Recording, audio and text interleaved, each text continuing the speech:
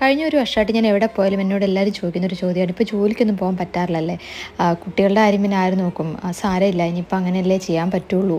ചിലർ സഹതാപത്തോടെയും ചിലർ കൺസേണോടെയും ഒക്കെ പറയുന്നൊരു കാര്യമാണ്. അവരോടൊക്കെ ഞാൻ പറയാറുണ്ട്, ഇത് ഞാൻ സ്വയമായിട്ടെടുത്തൊരു ഡിസിഷനാണ്.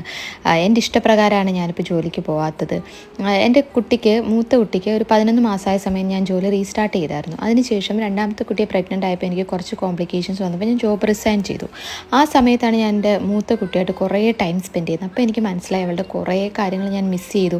ആ ഒരു ഗിൽറ്റിലാണ് ഞാൻ രണ്ടാമത്തെ കുട്ടി ഉണ്ടായതിന് ശേഷം ഞാൻ ജോലിക്ക് പോകുന്നില്ല എന്ന് ഡിസൈഡ് ചെയ്തത്. അപ്പോൾ പലരും എന്നോട് പറയുന്നത്, ഫുള്ളി കുട്ടികളെ നോക്കിയിരുന്ന് കഴിഞ്ഞാൽ അവർ കുറച്ച് വലുതായി കഴിയുമ്പോൾ നമുക്കൊരു ഗിൽറ്റ് ഉണ്ടാവും. ചിലപ്പോൾ ആയിരിക്കാം. ഞാൻ പക്ഷേ സ്ട്രോങ്ലി ബിലീവ് ചെയ്യുന്ന അങ്ങനെ ഒരു ഗിൽറ്റ് എനിക്ക് ഉണ്ടാകത്തില്ല എന്നാണ്. അതിനുവേണ്ടിയാണ് ഞാനിത് ഫുൾ ഫിലിം ചെയ്ത് വെക്കുന്നത്. എൻ്റെ മക്കളുടെ കാര്യങ്ങൾ ഞാൻ ഫുള്ളി നോക്കുന്നത്. എനിക്ക് അവർ സ്കൂൾ ബസ്സിൽ വരുമ്പോൾ എനിക്ക് പിക്ക് ചെയ്യണം, അവരുടെ ഫുഡും കാര്യങ്ങളും ഒക്കെ ഞാൻ തന്നെ ഉണ്ടാക്കി കൊടുക്കണം. അങ്ങനെ എല്ലാത്തിനും എനിക്ക് നിർബന്ധമുണ്ട്. അതൊക്കെ ഞാൻ വളരെ സന്തോഷത്തോടെ ചെയ്യുന്നത്. ഈ ഒരു ജോലിക്ക് പോകാതിരിക്കുന്നത് ഞാൻ വളരെയധികം എൻജോയ് ചെയ്യുന്നുണ്ട്.